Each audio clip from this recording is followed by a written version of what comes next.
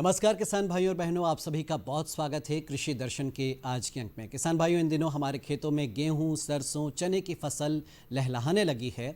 तो आज के कार्यक्रम में हम इसी विषय पर चर्चा करेंगे कि कैसे इन फसलों को हमें रोगों और कीटों के प्रकोप से बचाना है। साथ ही साथ हम बात करेंगे कि पाले की जो समस्या आ रही किसान भाइयों को, तो उसका निदान कैसे हो सकता है। इसके अलावा सिंचाई इन फसलों में बहुत अहम तत्व होता है, तो सिंचाई प्रबंधन का कैसे ख्याल रखना है, इस विषय पर भी हम बात करेंगे। और हमारे तमाम सवालों का जवाब देने के लिए हमारे साथ स्टूडियो में मौजूद हैं डॉक्टर ए.के. विश्वकर्मा जी। आप प्रधान वैज्ञानिक हैं शस्य विज्ञान में और भारतीय मृदा विज्ञान संस्थान नवी बाग भोपाल में पदस्थ हैं। सर, बहुत स्वागत है आपका कृषि दर्शन में।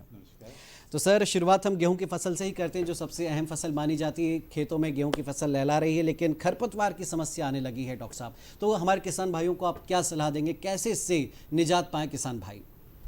देखिए, गेहूं हमारे प्रदेश की एक बहुत मुख्य फसल है जो रबी सीज़न में लगाई जाती है। और गेहूं में जो है बोने के करीब पहला पानी जब लगाते हैं हम 20 से 25 दिन के बाद में, उसके बाद में खरपतवार की समस्या आती है। जब जो खरपतवार हैं वो मुख्य रूप से चौड़ी पत्ती के और सकरी पत्ती के खरपतवार होते हैं। जो चौड़ी पत्ती के खरपतवार हैं उसमें मुख्य खरपतवार जैसे कृष्णनील, एनागेलिस अर्वेंसिस जिसको कहा जाता है, अकरा अकरी कहते हैं, विसिया सटाइवा जिसको कहा जाता है वैज्ञानिक भाषा में। और इसके अलावा जो है सकरी पत्ती के खरपतवार यदि कहें तो जंगली जई, वाइल्ड डॉट कहा जाता है इसको, और गेहूं का मामा जिसको फेलरिस माइनर के नाम से जाना जाता है, ये मुख्य खरपतवार हैं। और किसान भाइयों को खरपतवार नियंत्रण के लिए थोड़ा ये देखना चाहिए कि उनके खेत में किस प्रकार के खरपतवार मौजूद हैं।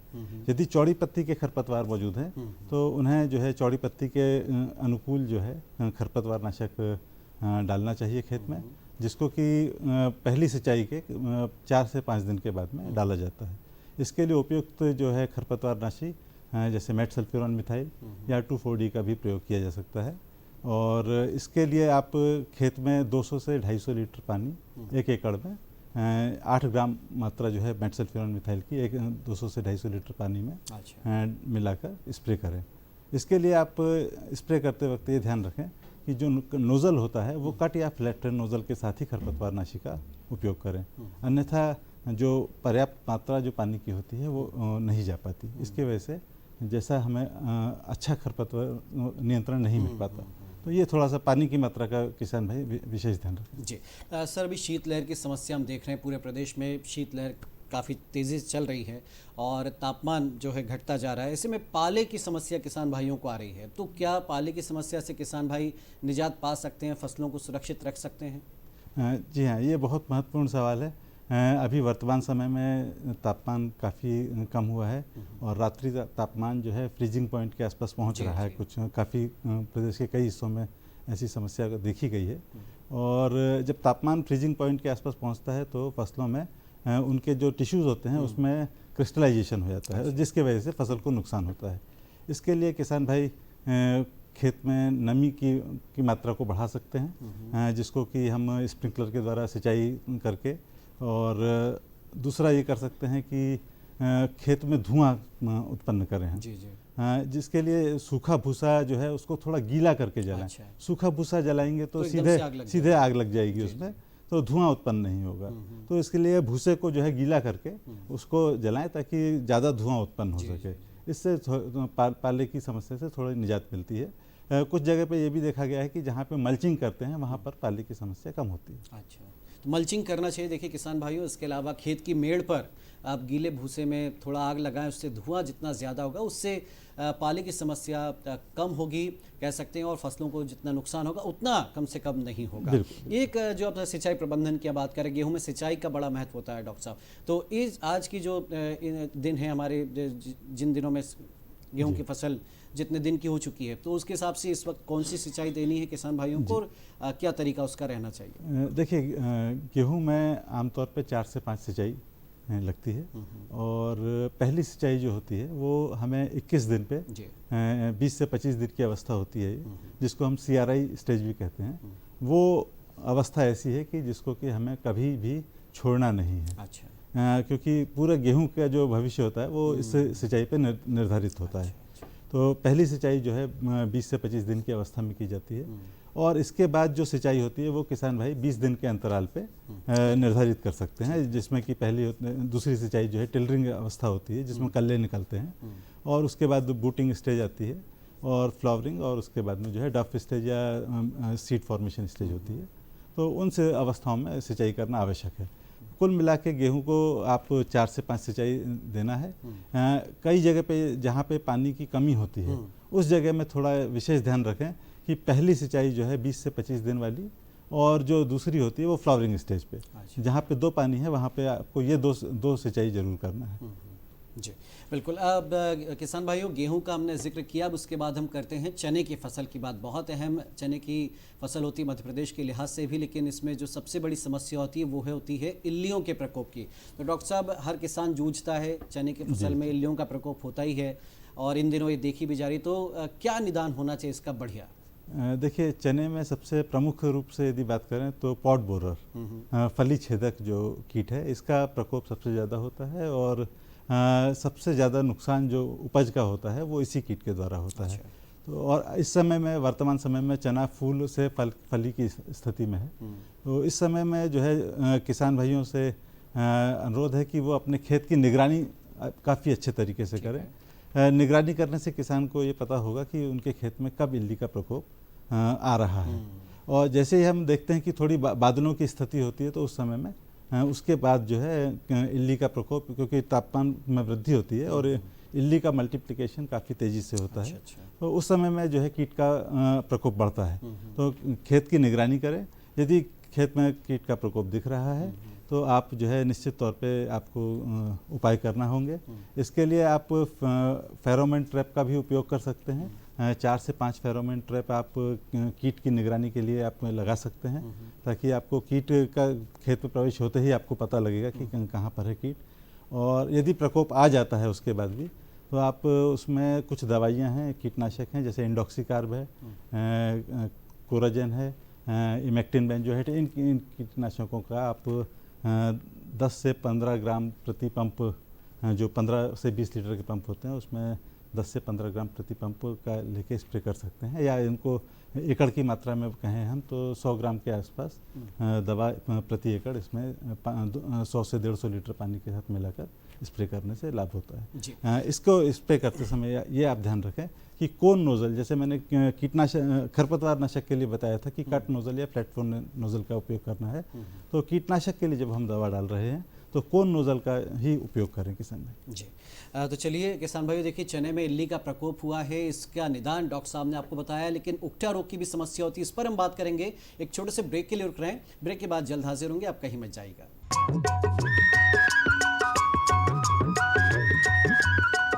अरे सुन तो। मुझे क्या सुनाना चाहते हो? जो सुनाओ मेरी सौतन को। किसको? अरे वही तुम्हारा मोबाइल फोन जिससे सुबह शाम दिन रात चिपके रहते थे और कहते थे किसान कॉल सेंटर से बातें हो रही हैं। अच्छा ये बात है। हाँ क्यों, क्या हुआ? अब बात नहीं होती क्या? अब तो झट से बात हो जाती है। संबंधी समस्याओं का अपनी भाषा में तुरंत हल पाने के लिए पूरे भारत में किसी भी फोन से हेल्पलाइन नंबर पर संपर्क करें। किसानों का दोस्त किसान कॉल सेंटर।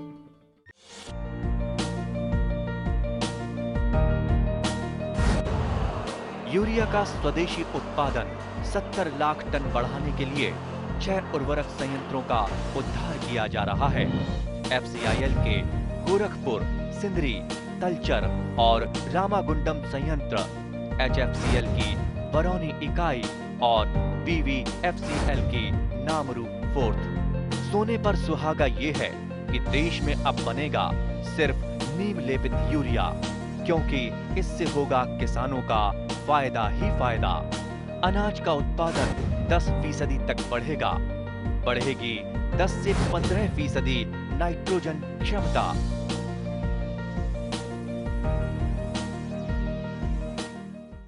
ब्रेक के बाद किसान भाइयों आपका स्वागत है। तो हम बात कर रहे हैं कृषि में उपयोगी सलाहों की, और ख़ास तौर पर जो फसलें हैं हमारी चना, गेहूं और सरसों की, उस पर हम बात कर रहे हैं। ब्रेक में जाने से पहले हमने बात की थी चने में इल्लियों के प्रकोप के निदान की, और अब बात करते हैं उकठा रोग से कैसे निजात पाए किसान भाई। तो डॉक्टर साहब, उकठा रोग की भी समस्या होती है, उसके लिए क्या सलाह देंगे किसान भाइयों? जी, चने के रोगों में उकठा एक प्रमुख रोग है। और इसका जो कॉजल ऑर्गेनिज्म है वो है fusarium oxysporum fungus. Fusarium oxysporum fungus जो है दो प्रकार से देखा गया है इसका प्रकोप, कि एक अर्ली अवस्था में होता है, जब फसल छोटी होती है उस अवस्था में होता है, और यदि उस अवस्था में प्रकोप आ जाए तो नुकसान काफ़ी ज़्यादा होता है, और ये देखा गया है कि 70 से 80% तक नुकसान हो सकता है फसल का। जो थोड़ा देर से आता है, जो फूल से लेके फली की अवस्था में जहाँ पे फसल में यदि प्रकोप होता है तो उसमें नुकसान थोड़ा कम होता है, लेकिन फिर भी नुकसान 25 से लेके 40% तक नुकसान देखा गया है। तो इसको जिस खेत में जो है इस प्रकार की समस्या आती है फ्यूजेरियम की, तो उसमें हमारे किसान भाइयों को ये चाहिए कि समन्वित रोग प्रबंधन करना चाहिए। सबसे आसान तरीका होता है कि हम फसल चक्र को अपनाएं। जिस खेत में इस रोग की समस्या दिख रही है उस खेत में आप कम से कम 3 वर्ष तक चने की फसल ना लगाएं। अच्छा। तो सबसे आसान तरीका ये है। फिर भी यदि कुछ जगह ऐसी हैं जहाँ पे चना ही लगाया जाता है तो आपको चाहिए कि आप जो रोग रोधी किस्में हैं उनका उपयोग करें, जैसे कि JG 6 है, JG 16 है, JG 14 है। इसके अलावा जो है विजय है, एक विश्वास करके किस्म है जो फुले G5 के नाम से आती है। हमारे राजमाता कृषि विश्वविद्यालय से निकली हुई चने की किस्में हैं, RVG 201, 202, 203। ये किस्में जो है इसके लिए सहनशील पाई गई हैं, तो इन किस्मों का उपयोग करें। और इसके प्रबंधन में आपको ये ध्यान रखना है कि बीज उपचार का बहुत महत्वपूर्ण रोल होता है। तो बीज उपचार आप ट्राइकोडर्मा विरिडी के साथ में आप कर सकते हैं। 4 ग्राम प्रति किलोग्राम बीज की मात्रा से इसका बीज उपचार करें तो लाभ मिलता है। सरसों में अगर हम बात करें तो माहू कीट का प्रकोप होता है, तो डॉक्टर साहब क्या किसान भाई के सरसों में अगर माहू कीट का प्रकोप हो रहा है तो उन किसान भाइयों को क्या करना चाहिए? देखिए, सरसों में जो है माहू मुख्य कीट है, और ये एक रस चूसने वाला कीट है, जिससे कि आप देखेंगे जब जिस खेत में प्रकोप होगा तो उसमें फलियां मुड़ी, पत्तियां मुड़ी हुई दिखेंगी, और एक कई जगह पे देखा गया कि हनी ड्यू टाइप का सिक्रेशन भी दिखता है। क्योंकि ये एक रस चूसने वाला कीट है, इसके लिए आप अंतरप्रवाही कीटनाशक जैसे कि इमिडाक्लोप्रिड या थायोमेथाक्सम का स्प्रे कर सकते हैं, और इसको 10 मिलीलीटर प्रति पंप के दर से आप स्प्रे करेंगे तो इस कीट का आसानी से नियंत्रण किया जा सकता है। जी, अगर हम प्राकृतिक खेती की बात करें, किसान भाइयों को क्या सलाह देना चाहेंगे? रासायनिक खेती की बजाय प्राकृतिक खेती पर जाएं, क्या क्या फ़ायदे होते हैं उसके? देखिए, प्राकृतिक खेती को नो इनपुट फार्मिंग भी कहा जाता है, और हमारे जो यदि हम इसको पूर्वजों के उसको देखें तो पूर्वजों के पास में कोई साधन नहीं था, वो नेचुरल फार्मिंग ही करते थे बेसिकली। लेकिन जो वर्तमान में देखें तो इसका जो नेचुरल फार्मिंग है इसका जन्म जो है जापान में हुआ। अच्छा। और फिर हमारे भारत देश में भी इसको जो है अपनाया जा रहा है काफ़ी जगह पर, और इसका जो मुख्य उद्देश्य है वो ये है कि हमारे संसाधनों को बचाना है। अच्छा। और उनको पुनर्जीवित करना है एक प्रकार से, और इसके लिए जो है किसी भी प्रकार की जुताई नहीं की जाती इसमें। अच्छा। और किसी भी प्रकार का कचरे का नियंत्रण नहीं किया जा सकता है। बाहरी जो उत्पाद हम खेत में उपयोग करते हैं इनपुट, उनका भी उपयोग नहीं किया जाता है। और इसके जो 4 पिलर्स कहते हैं हम इसके, तो उसमें बीजामृत जिसमें कि बीज का उपचार किया जा सकता है, जीवामृत जिसमें कि फसल के लिए पोषण की व्यवस्था और उनको कीट व्याधियों से बचाने की व्यवस्था की जाती है, और आच्छादन जिसमें कि मल्च का प्रयोग किया जाता है, और इसके अलावा वाष्पन, मॉइस्चर, पानी की उपलब्धता। तो ये 4 पिलर्स होते हैं जिनके द्वारा नेचुरल फार्मिंग की जाती है। और अभी इस पे जो है अनुसंधान कार्य, इसके जो इसका ज़मीन पे क्या प्रभाव है और फसलों पे क्या प्रभाव है, उस फसल उत्पादन में क्या प्रभाव है, निश्चित तौर पे फसल के उत्पाद की जो क्वालिटी होती है वो इसमें अच्छी पाई गई है। और किसानों को जो है बाज़ार में अच्छा मूल्य इसका मिलता है। जी, तो प्राकृतिक खेती की बात की किसान भाइयों, हालांकि थोड़ी सी नई खेती कह सकते हैं भारत के लिहाज से, उस पर अनुसंधान भी चल रहा है, लेकिन एक संरक्षण खेती, इसके बारे में हमारे किसान भाइयों को आप क्या बताएंगे? जी, देखिए, जो हम परंपरागत खेती जो करते हैं, तो परंपरागत खेती में हम जो है जुताई करते हैं, केमिकल फर्टिलाइजर्स का उपयोग करते हैं और कीटनाशक, खरपतवारनाशक, ये सभी चीज़ों का उपयोग करते हैं। और ये देखा गया है कि अधिक जुताई के कारण जो है हमारे खेतों में ऑर्गेनिक कार्बन की मात्रा कम हो रही है, मिट्टी की जो गुणवत्ता है वो कम होती जा रही है और हमें फसल उत्पादन सतत बनाए रखने के लिए अधिक से अधिक बाहरी इनपुट का उपयोग करना पड़ रहा है। तो इसको किस प्रकार से हम अपनी मृदा का स्वास्थ्य बनाए रखें, उसके लिए जो है संरक्षण कृषि एक नया उपाय है, जिसमें कि बिना जुताई के द्वारा इसके 3 प्रिंसिपल होते हैं कि मिट्टी को कम से कम डिस्टर्ब करना है, उसकी जुताई कम से कम करना है। दूसरा होता है जो फसल अवशेष हैं उसको खेत में ही रखना है और तीसरा होता है फसल चक्र का अपनाना। ये 3 प्रिंसिपल का उपयोग करके हम खेती करते हैं। हालांकि शुरुआत में थोड़ा इसमें परेशानी आती है किसान को, क्योंकि हम परंपरागत खेती में जुताई करके खेती करते हैं, इसलिए एक नया कॉन्सेप्ट है ये इसको अपनाने में। लेकिन इसका जो है मृदा के स्वास्थ्य में, फसल उत्पादन में और हमारे जितने रिसोर्स हैं उनकी उत्पादकता में काफ़ी अच्छा प्रभाव देखा गया है। जी। तो इसके अलावा एक नरवाई, जैसा आपने जिक्र भी किया कि नरवाई खेत में ही रहे, लेकिन कई किसान भाई नरवाई जला देते हैं। इस समस्या से या इसके बारे में क्या कहेंगे आप किसान भाइयों, क्योंकि क्यों नरवाई जलाना हानिकारक ज़्यादा होता है, नुकसानदायक ज़्यादा होता है? देखिए, नरवाई जलाने का मुख्य कारण जो किसान के दृष्टिगत से है वो ये है कि खेती सघनीकरण के कारण खेती में जो एक फसल से दूसरे फसल की जो बिजाई का समय है वो काफ़ी कम हो गया है और किसान को जो है खेत जल्दी खाली चाहिए होता है।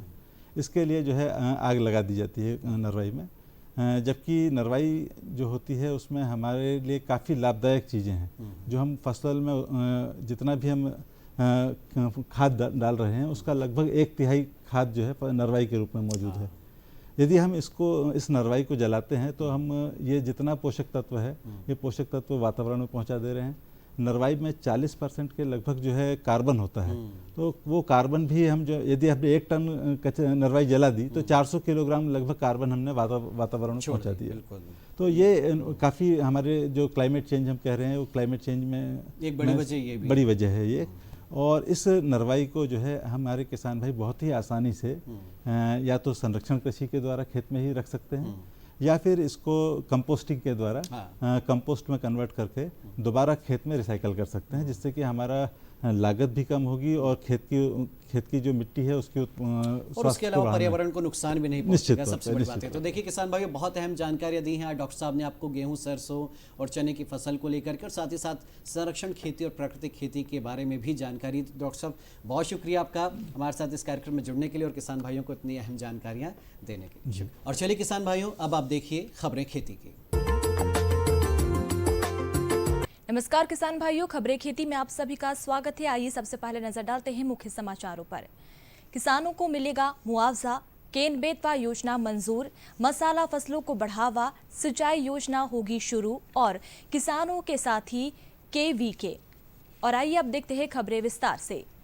पिछले दिनों प्रदेश में हुई बारिश और ओलावृष्टि से किसानों की खेती में खड़ी फसलों को काफ़ी नुकसान हुआ है। ओलावृष्टि से गेहूं, चना, मटर, लहसुन और मेथी की फसलें प्रभावित हुई है। प्रदेश के किसान कल्याण तथा कृषि विकास मंत्री कमल पटेल ने ओलावृष्टि के कारण किसानों की फसलों को हुए नुकसान का सर्वे कराने के निर्देश अधिकारियों को दिए हैं। कृषि मंत्री ने किसानों को RBC और प्रधानमंत्री फसल बीमा योजना के तहत लाभ देने के निर्देश दिए हैं। श्री पटेल ने कहा कि हर किसान को उसकी फसल के नुकसान का मुआवजा दिया जाएगा।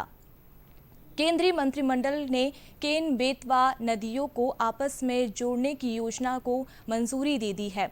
इस परियोजना से मध्य प्रदेश के छतरपुर, पन्ना, टीकमगढ़, सागर, दमोह, दतिया, विदिशा सहित अन्य के सूखाग्रस्त इलाकों तक पानी पहुंचेगा। इसके साथ ही पानी की कमी से जूझ रहे कृषि रकबे को सिंचाई की सुविधा मिलेगी और परियोजना से कृषि गतिविधियां भी रोजगार के अवसर बढ़ने, बुंदेलखंड क्षेत्र का आर्थिक विकास इससे हो पाएगा। मुख्यमंत्री शिवराज सिंह चौहान ने कहा कि प्रदेश में मसाला फसलों से जुड़े किसानों को बढ़ावा दिया जाएगा। श्री चौहान उद्यानिकी तथा खाद्य प्रसंस्करण विभाग की योजनाओं की समीक्षा कर रहे थे। मुख्यमंत्री ने कहा कि उद्यानिकी विभाग एक जिला एक उत्पाद योजना को गंभीरता से ले और उद्यानिकी से जुड़े किसानों को पर्याप्त प्रशिक्षण दे। श्री चौहान जी ने कहा है कि देश में मसाला फसलों के उत्पादन में मध्य प्रदेश का अग्रणी स्थान है और उन्होंने कहा कि मसाला फसलों की प्रसंस्करण इकाइयां लगनी चाहिए। मुख्यमंत्री ने उद्यानिकी विभाग द्वारा बुंदेलखंड के किसानों की पान की खेती से जोड़ने के कार्यक्रम की सराहना की है।